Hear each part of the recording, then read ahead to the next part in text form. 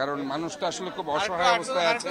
তারা যদি নিত্য প্রয়োজনীয় দ্রব্য যদি কম দামে খেতে না পারে এবং তারা যদি ইফতার সেহরিটা ঠিকমতো করতে না পারে, তাহলে সারা পৃথিবীতে আমরা দেখেছি বিশেষ করে যে মুসলিম রাষ্ট্রগুলো রোজা আসলে তাদের ভর্তুকিতে অনেকটা কম মূল্যে তারা বিক্রি করে, কিন্তু বাংলাদেশ একমাত্র দেশ যেখানে আমরা দেখেছি রোজা আসলে কেন জানি ব্যবসায়ীরা আরো পাগল হয়ে যায় কিভাবে আরো টাকা ইনকাম করা যায়।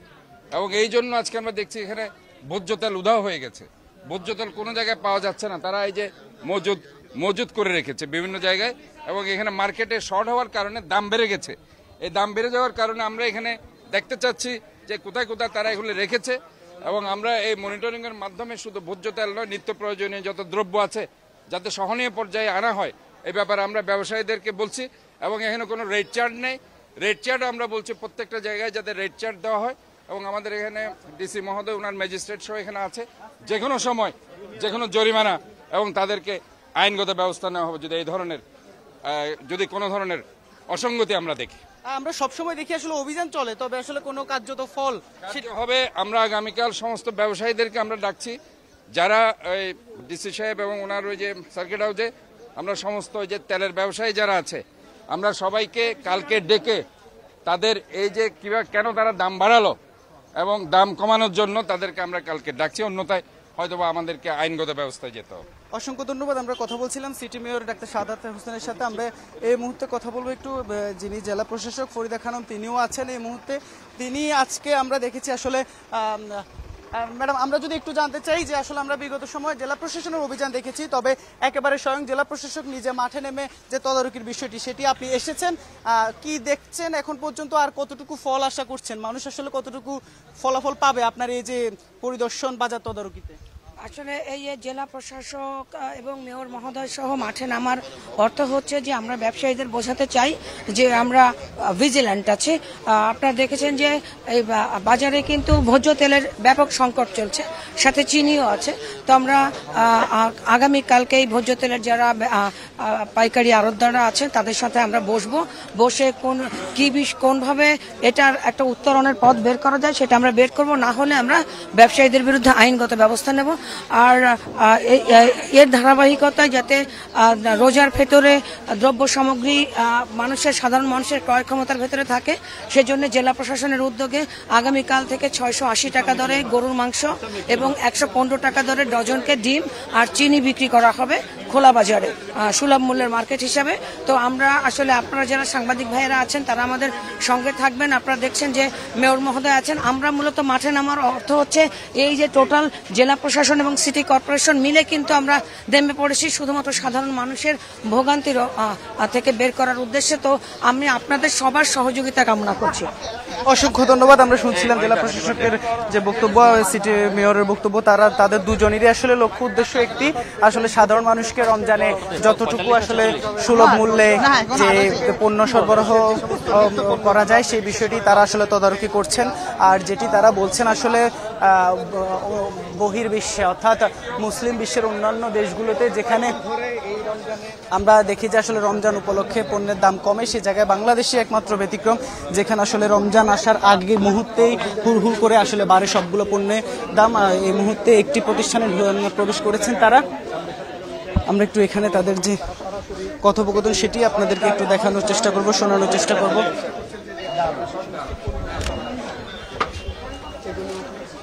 বাজার পরিস্থিতিটাই আসলে কি মানুষ কতটুকু পাচ্ছে,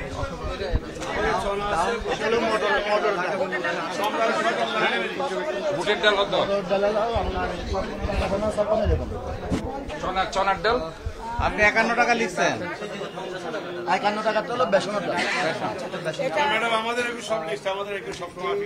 একটু রেট কমান আরো, রোজা তো রোজার মাসে আপনাদেরকে আমরা রিকোয়েস্ট করছি জনগণকে, আপনারা এই যে আজকে দুর্ভোগ জনগণের খেতে পারছে না, অন্ততপক্ষে রোজার মাসে তারা যদি কিছু খেতে পারে, সেহরি খেতে পারে, ইফতার করতে পারে, যে রেট আছে তার থেকে আরো কমিয়ে আপনারা বিক্রি করবেন, দেখবেন ইহকালেও ভালো থাকবেন, পরকালেও ভালো থাকবেন।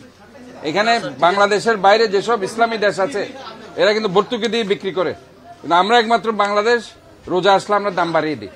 এটা যাতে না হয় এবং আপনারা সব সময় দাম সহনীয় পর্যায়ে রাখবেন। আমরা চাই যে মানুষের জন্য মানুষকে এগিয়ে আসতে হবে। আপনার ঘরেই তো সবাই আছে, এটা বাইরের মানুষকে গেস্ট। আমি একটা আপসের ভালো হয়েছে, আমাদের যে দারোগাটের যে জিনিসটা আমাদের স্কেলটা আছে সেটা আমার গলা কাটা। এখন আমাদের ব্যবসা ধ্বংস হয়ে গেছে। আমাদের এই স্কেলের জন্য আমরা কিন্তু ব্যবসা আমার সবাই ব্যাংকের দেওয়া হয়ে গেছে। এই যে আমাদের লাইনে ফাটে টাকা দিচ্ছে না এই স্কেলটার জন্য। স্কেলটা বলে রাত্রে টাকা দিয়ে এরা বাজার নিয়ে যায়, মানে সব বেড়ে যাচ্ছে। এই স্কেলটা তুলে দেয়। স্কেলটা এগুলি লিখেন না, আপনারা একটা অ্যাপ্লিকেশন দেন। আপনি ওনাকে ডিসিকে একটা দিবেন, আমাদেরকে একটা দিবেন যে স্কেলটা যেটা। আমাদের কোনো দরকার নাই, সারা বাংলাদেশে 28 করে মাছ আছে। শুনেন, এদের একটা দাবি আছে, ওই যে স্কেল যেটা বসাই দিয়েছে এটা বাংলাদেশের অন্য কোথাও আছে না, কোনো নাই, শুধুমাত্র চট্টগ্রামে দিচ্ছে। এই স্কেলটা আমার মনে হয় উঠে দিতে হবে। এটা লেখেন আপনি, আমি দরকার হলে ডিও লেটার দিয়ে দিই। কথা বুঝছেন? আমার কাছ থেকে সার্বিক সহযোগিতা পাবেন, কিন্তু জনগণকে আপনাদেরকে সহনীয় পর্যায়ে সবই ঠিক আছে। এই যে এইগুলির জন্য ওনারা সিটাঙ্গের মধ্যে কন্ট্রাক্ট হয়ে গেছে, আমাদের ব্যবসা হয়ে কলা কাটা হয়ে গেছে।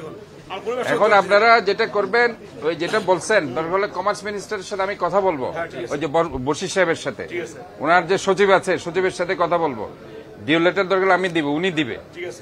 আমি চাই যে আপনাদের যে প্রবলেমটা সেটা আমরা সলভ করার চেষ্টা করব, কিন্তু মানুষ সে সহনীয় পর্যায়ে আনতে হবে। ঠিক আছে, জি।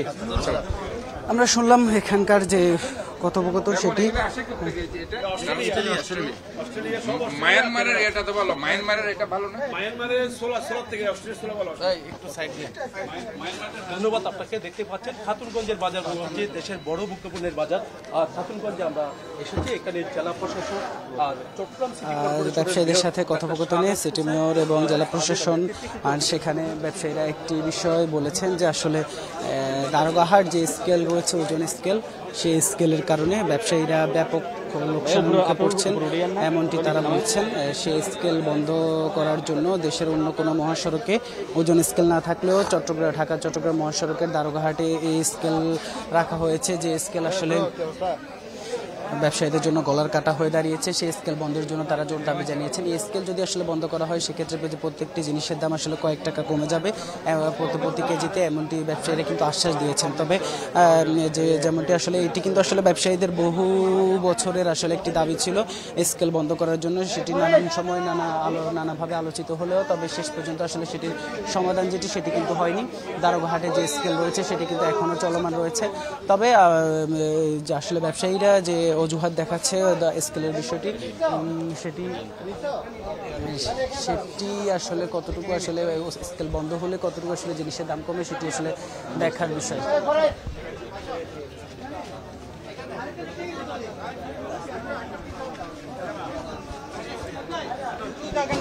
দর্শক, যেমনটি বলছিলাম, চট্টগ্রামের খাতুনগঞ্জ অর্থাৎ সবচেয়ে বড় এই যে পাইকারি বাজার, সেই পাইকারি বাজারে চট্টগ্রাম জেলা প্রশাসন এবং চট্টগ্রাম সিটি কর্পোরেশন যৌথভাবে আজকে বাজার মনিটরিংয়ে বের হয়েছেন। দুই সংস্থার দুই প্রধানই আসলে আজকে এসেছেন বাজার মনিটরিংয়ে। তারা আসলে প্রত্যেকটি যে দ্রব্য নিত্যপণ্য সেগুলোর প্রত্যেকটি নিত্যপণ্যের তারা আসলে বাজার মনিটরিং করছেন। ব্যবসায়ীদেরকে তারা আজকে আমরা আসলে তাদের যে যেমনটি দেখেছি, আসলে আজকে তাদেরকে শুধুমাত্র ব্যবসায়ীদেরকে সতর্ক করা হচ্ছে, তবে কোনো ধরনের আসলে জরিমানা আজকে আমরা এখন পর্যন্ত দেখিনি। আজকে সতর্ক হচ্ছে, তবে আগামীকালকে জেলা প্রশাসনে একটি মিটিং রয়েছে ব্যবসায়ীদের সাথে, সেখান থেকে আসলে যে একটি কড়া হুঁশিয়ারি সেটি দেওয়া হবে। তারপর থেকে জরিমানা এবং অন্যান্য যে বিষয়গুলো সেগুলোতে তারা সে পথে হাঁটবেন দুই সংস্থা, এমনটি তারা আসলে জানিয়েছেন। আমরা এখন পর্যন্ত বাজারে যেমনটি আসলে তারাও বাজার মনিটরিং এসে দেখেছেন যে আসলে বাজারে ভোজ্য তেলের যে বোতল সেগুলো আসলে উধাও হয়ে গেছেন, এমনটি আসলে দেখা যাচ্ছে।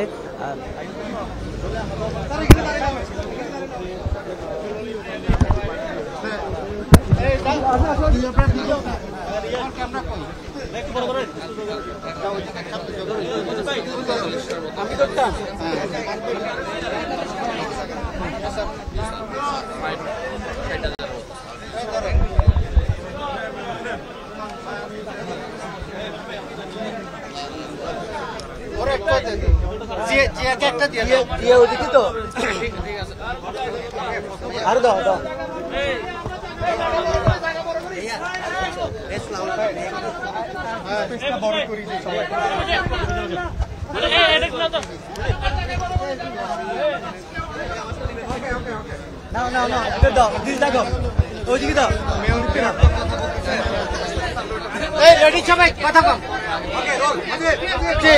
আপনারা আজকে বাজার মনিটরিং এসেছেন, বেশি দেখলেন, আপনারা পরিদর্শন করেছেন, মনিটরিং করেছেন, আপনারা সঠিক বিষয়টা যদি একটু বলেন। আমরা আজকে যেটা আমাদের কাছে যেটা বারবার যেটা সাধারণ মানুষ যেটা কমপ্লেন করছিল বেশ কয়েকদিন ধরে, ভোজ্য তেল বাজার থেকে উধাও হয়ে গেছে এবং যেগুলো বিক্রি হচ্ছে প্রায় 180 টাকা 200 টাকার উপরে চলে গেছে এবং সেই কারণে আজকে আমরা এখানে এসেছি এবং আমরা দেখতে পাচ্ছি এখানে কিন্তু ভোজ্য তেল মোটেই পাওয়া যাচ্ছে না। দু একটা জায়গায় আমরা যেখানে দেখেছি তারাও সেখানে যে তেলগুলি আছে আমরা ল্যাব টেস্টের জন্য অলরেডি ডিসি মহোদয় সহ ম্যাজিস্ট্রেটরা আছেন, ওনারা অলরেডি এগুলো আমরা নিয়েছি, আমরা পরীক্ষা করে দেখবো আদৌ এগুলো কিন্তু ভোজ্য তেলের মতো কিনা। কারণ আমরা আজকে যে রমজান মাস, রোজার মাস, সিয়ামের মাস, আমরা মনে করি যে নিত্য প্রয়োজনীয় দ্রব্যমূল্য সহনীয় পর্যায়ে রাখা এবং আমরা এই জন্য বারবার এটা করছি। আমরা দেখেছি বাংলাদেশের বাইরে যে ধর্মীয় রাষ্ট্রগুলো আছে প্রত্যেকটা জায়গায় ভর্তুকি দিয়ে বিক্রি করা হয় এবং সেটাকে তারা একটা সোয়াবের ইয়া হিসাবে মাথায় নেয়। কিন্তু একমাত্র আমাদের দেশ বাংলাদেশ আমরা দেখি যে এটা রোজা আসলে কেন জানি সমস্ত ব্যবসায়ীর একটা অস্থির হয়ে যায়, এই রোজার মাসে যাতে পুরো বছরের ইনকাম করার জন্য তারা পাগল হয়ে যায়। কাজে আমরা এটা মনিটরিং করছি এবং আমাদের এই মনিটরিং আজকে থেমে থাকবে না, সব সময় থাকবে এবং আমরা আশা করছি আগামীকাল তাদেরকে নিয়ে আমরা বসবো। আমরা ডিসি মহোদয় সহ অন্যান্য যারা ওই যে ব্যবসায়ীরা আছে, তেলের ব্যবসায়ী যারা আছে, উৎপাদনকারী যারা আছে এবং যারা এখানে ইম্পোর্ট করছে তাদের সাথে আমরা বসে অবশ্যই তারা যাতে অনতিবিলম্বে এটা বাজারজাত করে এবং দাম কমিয়ে আনে এই ব্যাপারে আমরা শক্তভাবে এটা আমরা একটা অ্যাকশন প্ল্যান আমরা অবশ্যই নেব। বন্দর এবং এই যে এনবিআর বলছে একটু তারা গত বছর এবারে বুঝতে আমদানি বেশি হয়েছে, তারপরেও তারা এখন এটাই বলছি যে আমাদের দেশ একমাত্র দেশ, তারা চায় যে রাতারাতি আরো বেশি ধনী হয়ে যেতে। কাজে আমরা চাই আগামীকাল তাদের সাথে বসবো। আজকে যেহেতু আমরা এটা ওয়াচ করেছি, আমরা সরজমিনে এসেছি যাতে এই কথাগুলো তাদেরকে আমরা বলতে পারি যে সরজমিনে এসে আমরা কোথাও কিন্তু তেল পাইনি। কাজে আমরা মনে করছি তারা তেলগুলো কোথাও সরিয়ে রেখেছে এবং কোথায় সরিয়ে রেখেছে এগুলো কিন্তু ইন্টেলিজেন্স আমাদেরকে দিচ্ছে, এটা না যে আমরা জানি না। আমরা কিন্তু স্পষ্টভাবে তাদেরকে বলতে চাই এগুলো আমরা জানি কোথায় তেল তারা রেখেছে এবং সেটা যদি আমরা প্র্যাকটিক্যালি গিয়ে ধরা পড়ে তাহলে কিন্তু আইনের গতিতে চলবে এবং আমরা অবশ্যই অ্যাকশন প্ল্যান আমরা তৈরি করে রেখেছি। আগামীকাল আমরা তাদের সাথে বসবো, বসে তাদেরকে আমরা বলবো যাতে তারা সহনীয় পর্যায়ে নিয়ে আসে এবং বাজারজাত করে এবং এই জিনিসগুলো অ্যাভেলেবিলিটি বাড়িয়ে দেয়। দাম বৃদ্ধি নিয়ে এবং কেউ যদি পায়তারা করে বা সিন্ডিকেট করে এবং যেটা বললো যে তেল পাওয়া যাচ্ছে না, কিন্তু আমরা বন্দরের খবর নিয়ে দেখলাম যে গত বছরের তুলনায় আরো 4% বেশি তেল এসেছে। তো সেই ক্ষেত্রে আপনারা কি পরিমাণ ফোর্স রেডি রাখবেন অভিযান পরিচালনার জন্য? অ্যাকশন প্ল্যানটা কি হবে? আমাদের কাছে অভিযোগ এসছে যে টিকে গ্রুপ, তেল উৎপাদনকারী গ্রুপ টিকে গ্রুপ তেল বাজারজাত করছে না, তেল ছাড়ছে না। তো আমরা স্পেশালি টিকে গ্রুপের সাথে বসবো। তারপরে আর আজকে যে আমরা অভিযানটা নেমেছি এটা মূলত একটা কশনারি ক্যাম্পেইন। আগামীকাল বসবার পরে যদি দেখি যে তারপরও তেল বাজারে সহনীয় পর্যায়ে দিই তাহলে আমরা এটা লফুল অ্যাকশনে যাব। আর আমরা গতকাল থেকে আজকে এই পর্যন্ত মোট 45টা অভিযান করা হয়েছে যাতে পণ্য সামগ্রী সাধারণ জনতার ক্রয় ক্ষমতার ভেতরে রাখা হয়। আমরা মহানগরী এবং চট্টগ্রাম জেলাটাকে মোট 21টা সার্কেলে ভাগ করেছি। এই রোজার মাসে আমরা 400 অভিযান করব। আগামী দিন থেকে বিভিন্ন স্পটে 6টা স্পটে 680 টাকা করে গরুর মাংস বিক্রি হবে জেলা প্রশাসনের উদ্যোগে এবং ডিম বিক্রি হবে 115 টাকা ডজন এবং চিনি বিক্রি হবে। তারপরও মহোদয় বলেছেন যে আমরা আগামী দিন বসবো, এটা কোনোভাবেই যাতে একটা মধ্যস্বত্বভোগীরা বাজারে তেল সংকট তৈরি করতে না পারে অথবা দ্রব্যমূল্যের দাম বাড়িয়ে দিতে না পারে, সেজন্য আমরা সিটি কর্পোরেশন এবং জেলা প্রশাসন যৌথ উদ্যোগে আমরা ভাইব্রেন্ট আছি। আপনারা আমাদের পাশে থাকবেন। আমরা সাধারণ মানুষের ক্রয় ক্ষমতার ভেতরে সব ধরনের পণ্য সামগ্রী রাখতে চাই।